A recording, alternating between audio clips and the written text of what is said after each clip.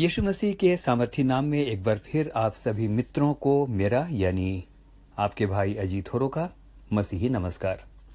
मित्रों, एक बार फिर से आज हम मत देखिए श्रृंखला की अगली कड़ी में चलेंगे और आज की कड़ी की संख्या है 10। आज हम 10वीं कड़ी में आ गए हैं। आइए अपने आप को आज के मनन के लिए हम तैयार करें।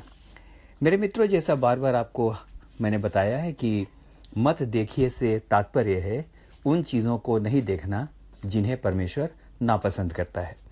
देखने का मतलब दृष्टिकोण से भी है। तो चलिए आज के मनन के लिए चलते हैं और आज के मनन के लिए जो पद मैंने चुना है वो पद पाया जाता है उत्पत्ति 13 और उसका 14वां पद। और वहाँ इस प्रकार से लिखा है, जब लूत अब्राहम से अलग हो गया तो इसके पश्चात यहोवा ने अब्राहम से कहा, आंख उठाकर जिस स्थान पर तू है वहां से उत्तर दक्षिण पूरब पश्चिम चारों ओर दृष्टि कर। और आगे एक बड़ी अच्छी बात लिखी है, उठ इस देश की लंबाई और चौड़ाई में चल फिर, क्योंकि मैं उसे तुझी को दे दूंगा। मेरे मित्रों, प्रभु का धन्यवाद करते हैं। ये उस समय की बात है जब अब्राहम परमेश्वर की बुलाहट के अनुसार रेगिस्तान में बियावान में निरंतर विश्वास के साथ वो चल रहा था। कुछ दिनों पहले हमने एक चर्चा और की थी। इसी उत्पत्ति के 15वें अध्याय में हमने एक विशेष चर्चा को उस दिन अब्राहम के बारे में सुना था कि वो अपने तंबू में था, रात का समय था, अपने तंबू में आराम से वो सो रहा होगा या लेटा होगा। और लिखा है कि परमेश्वर ने रात को ही उसे तंबू से बाहर बुलाया और उसने कहा, आसमान के तारागणों को देख, क्या तू उनको गिन सकता है? और तब उसने कहा, यानी परमेश्वर ने कहा कि तेरा वंश ऐसा ही होगा। यहाँ भी हमने उस दिन विचार किया था कि परमेश्वर ने अब्राहम के विश्वास को बढ़ाने के लिए उसकी आंखों का इस्तेमाल किया। हमने उस दिन विचार किया था कि उसने यानी परमेश्वर ने उसको तंबू से बाहर निकाला। तंबू से बाहर निकालने का अर्थ क्या है? अक्सर मेरे मित्र, बहुत बार हमारी जिंदगियां बीत जाती हैं, सारी ऊर्जा हमारी समाप्त हो जाती है और एक तंबू के अंदर ही रहते रहते हमारा जीवन व्यतीत हो जाता है। तंबू यानी सीमित विचार, वही सीमित विचारधारा। लेकिन परमेश्वर ने उसको तंबू से बाहर निकाला और कहा कि अब तो आकाश मंडल के तारों को गिन। उसकी आंखों को परमेश्वर ने इस्तेमाल किया। मेरे मित्रों, नहीं चाहता था परमेश्वर कि वो मात्र अपने तंबू को ही देखता रहे। नहीं चाहता था परमेश्वर कि वो अपनी सीमित विचारधारा के अंदर वो कैद रहे, लेकिन वो चाहता था कि बाहर आ, अपनी पूर्व धारणाओं से बाहर आ, अपनी नकारात्मक भावनाओं से बाहर आ और आकाश मंडल की ओर देख। और आगे उसने कहा, जिस प्रकार से ये तारे अनगिनत हैं, तेरा वंश भी ऐसा ही होगा। और इसी अब्राहम के साथ अब आज हम इस घटना को देखेंगे जो आज का आधार पद है। और आधार पद एक बार फिर से आपके लिए पढ़ूंगा, उत्पत्ति 13 और उसका 14। जब लूत अब्राहम से अलग हो गया तो तब इसके पश्चात अब्राहम से यहोवा ने कहा। इंपॉर्टेंट थिंग इज दिस कि लिखा है जब लूत अब्राहम से अलग हो गया, यानी जब उनकी संगति अलग हो गई, जब उस संगति को अब्राहम ने छोड़ दिया, तब यहोवा ने अब्राहम से कहा, आंख उठा, जिस स्थान पर तू है यहां से उत्तर दक्षिण पूरब पश्चिम चारों ओर दृष्टि कर। ये जगह जितनी भूमि तुझे दिखाई देती है, मैं उस सब को तुझे और तेरे वंश को युग युग के लिए दूंगा। मेरे मित्र, परमेश्वर का धन्यवाद करते हैं कि एक बार हमने देखा कि परमेश्वर ने अब्राहम के विश्वास को बढ़ाने के लिए उसकी आंख का इस्तेमाल करते हुए कहा था कि तू तारागणों को देख। लेकिन यहां एक बात और दिखाई पड़ती है, एक बार फिर से परमेश्वर ने उसकी आंख का ही इस्तेमाल किया कि तू बाहर निकल, उत्तर दक्षिण पूरब पश्चिम तू चारों ओर देख। एक सवाल उठता है मेरे मित्रों, क्या अब्राहम ने उत्तर दक्षिण पूरब पश्चिम नहीं देखा होगा? देखा तो होगा, लेकिन यहां एक बड़ी विशेष बात सामने आती है। उससे परमेश्वर यह कहना चाहता है, आज तक अब्राहम तू मेरे साथ लगातार चलता रहा, चारों ओर तूने देखा होगा, लेकिन अब मैं चाहता हूं तू विश्वास के साथ इस पूरी भूमि को देख।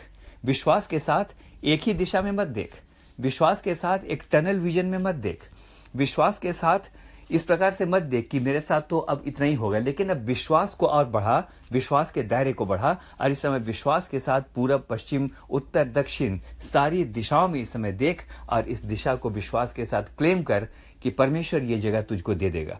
मेरे अति प्रियो, मुझे कई बार ऐसा लगता है कि अब्राहम भी कई बार जब बियावान में भटकता होगा, कई बार जब वो लगातार चलता होगा, जब चरवाहों का झगड़ा होता होगा, कई प्रकार की समस्याएं आती होंगी, जब दूसरे लोगों के आक्रमण होते होंगे, तो कई बार वो इस बात को सोचता होगा क्या इससे अच्छी वही जगह नहीं थी।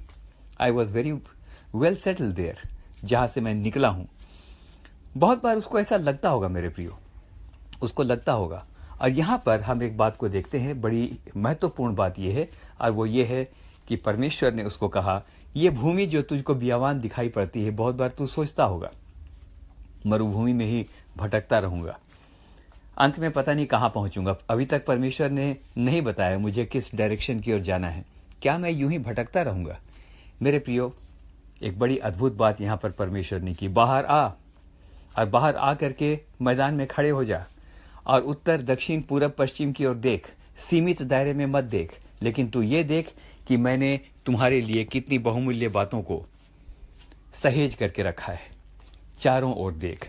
मेरे मित्र, आज इससे पहले कि हम समाप्त करें, मैं आपको एनकरेज करना चाहता हूं, मात्र एक ही दिशा में अपने जीवन को ना देखें, मात्र एक ही प्रकार से अपने जीवन को ना देखें, मात्र एक ही दिशा में संतुष्ट ना हो जाएं, वरन आप एक काम अवश्य करें, प्रार्थना के साथ इन बातों की खोजबीन करें, अपने परमेश्वर से मांगे, अपने परमेश्वर से पूछें कि प्रभु तूने मुझे किस कार्य के लिए बनाया है, किस कार्य के तूने मुझको रचा है, मुझे मेरे जीवन की दिशाओं को दिखा।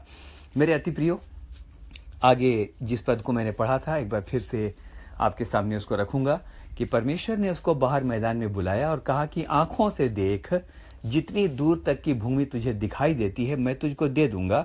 But at the same time एक बात और परमेश्वर ने कही, जो कि मैंने इस समय आपके लिए पढ़ा था, और बड़ी अच्छी बात वहां पर लिखी है, इसी का 17वां पद, उठ, इस देश की लंबाई और चौड़ाई में चल फिर, क्योंकि मैं उसे तुझे दे दूंगा। चल फिर का क्या अर्थ है? मैं यहाँ पर इस बात को जोड़ना चाहता हूं कि परमेश्वर ने अब्राहम के विश्वास को बढ़ाने के लिए आंखों का इस्तेमाल तो किया ही, लेकिन उसके पांवों का भी इस्तेमाल किया। तू यहाँ पर चल फिर, क्योंकि ये जगह मैं तुझको और तेरे वंश को बहुतायत के साथ दे दूंगा। मेरे मित्रों, यदि इन सारी बातों को देखें, तो यदि परमेश्वर के वचन को देखें, तो यरीहो की दीवार को गिराने के लिए भी परमेश्वर ने लोगों के पांवों का इस्तेमाल किया। उन्हें यरीहो की दीवार का विश्वास के साथ 7 चक्कर लगाना था। समाप्त करने से पहले एक छोटी सी कहानी आपको बताना चाहता हूं, और वो ये है कि मैंने अफ्रीका के एक कस्बे के बारे में पढ़ा था। उस जगह पर बहुत मेहनत की गई कि सुसमाचार का काम वहां पर हो, लेकिन सुसमाचार का प्रचार वहां पर संभव नहीं हो सका। बहुत से सेवक आए, निराश होकर चले गए, बहुतों की वहीं पर मृत्यु हो गई। वो कस्बा अंधकार की ताकतों का अड्डा था, और वो जगह मिशनरियों का ग्रेवयार्ड कहलाता था। मेरे मित्रों, एक नया सेवक वहां पर आया, और आते ही उसने प्रचार करना शुरू नहीं कर दिया। जब वो प्रार्थना करने लगा तो परमेश्वर ने उससे कहा, मेरे बेटे, मैं चाहता हूं जिस प्रकार से यरीहो को अधीन करने के लिए मेरी प्रजा को धन्यवाद और उपवास के साथ और अपने आप को पवित्र रखकर चक्कर लगाना था, मैं चाहता हूं इस कस्बे का तू भी चक्कर लगा। अब मेरे प्रियो, मैं उस किताब को पढ़ रहा था, उसमें ऐसा लिखा था, वो उपवास रखता और प्रतिदिन प्रार्थना के साथ उस गांव का चक्कर लगाता। लोग उसे पागल समझते और हंसते थे।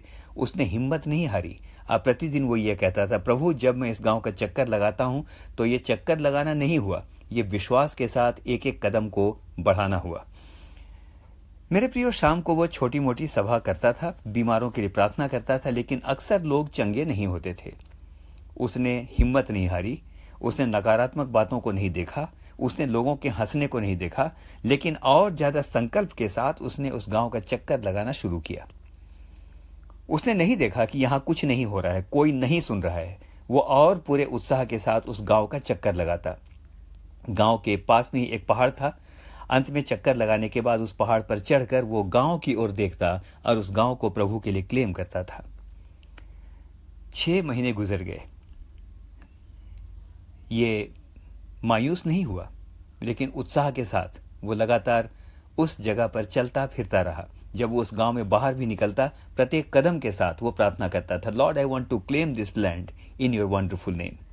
एक दिन शाम की बात है, शाम को उस गांव के मुखिया की बेटी को लाया गया जो 3 साल से ज्वर से पीड़ित थी। मेरे मित्रों, बड़े आनंद के साथ बताना चाहता हूं, प्रार्थना हुई और वो लड़की उसी समय चंगी हो गई। मुझे कहना ना होगा कि सुसमाचार का मार्ग खुल गया था। आइए आज के आधार पद को एक बार फिर से देखें, इससे पहले कि मैं समाप्त करूं। लिखा है उत्पत्ति 13 उसका 14, यहां पर लिखा है, जब लूत अब्राम से अलग हो गया तब परमेश्वर ने उसे प्रतिज्ञा दी। मित्र, विश्वास के साथ देखना, नकारात्मक बातों को नहीं देखना, ये बातें ठीक हैं, but at the same time ये बहुत इंपॉर्टेंट है कि हम इस बात को याद करें, जब अब्राम लूत से अलग हो गया तब उसे बहुत सी आशीषें मिली। ये बोल करके मैं समाप्त करना चाहता हूं, बहुत सी आशीषें हमारे जीवन में तब तक रुकी रह सकती हैं जब तक हम कुछ विशेष संगतियों से अलग ना हो जाएं। आइए अपनी उन संगतियों को इस समय ध्यान से देखें जिन संगतियों के कारण शायद हमारी आशीषें रुकी हुई हैं। और दूसरी बात, आइए आज एक बार फिर से नकारात्मक बातों को देखना छोड़कर अपने सीमित तंबुओं से बाहर आएं, विश्वास के साथ अपनी प्रार्थना के लक्ष्यों की ओर अपने कदम को बढ़ाएं। हम में से हर एक को परमेश्वर आशीष दे, आमीन। एक छोटी सी प्रार्थना। प्यारे प्रभु जी, इस समय धन्यवाद करता हूं अपने एक एक प्रिय मित्र के लिए, और एक बार फिर से आज के दिन कहना चाहता हूं, प्यारे प्रभु जी, बचपन के उस गीत को याद करता हूं, खबरदार छोटे पांव कहां जाते।